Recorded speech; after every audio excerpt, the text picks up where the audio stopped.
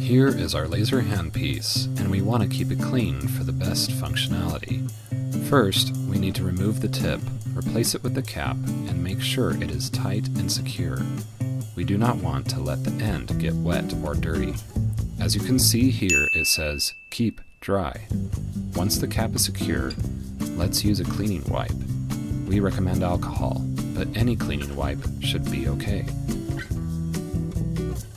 Go ahead and clean all around the handpiece with the secured cap. You may also want to clean the neck due to buildup or grime that could keep the tips or cap from making a secure attachment. Put a small amount of alcohol on a cotton swab and carefully clean around the neck.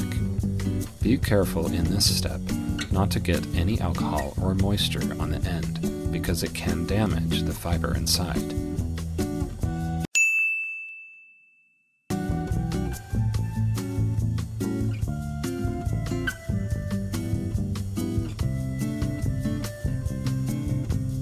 Carefully clean until you are satisfied and replace the cap. This is rare, but occasionally you may have to clean the base of the fiber cable. Unscrew to remove the cable.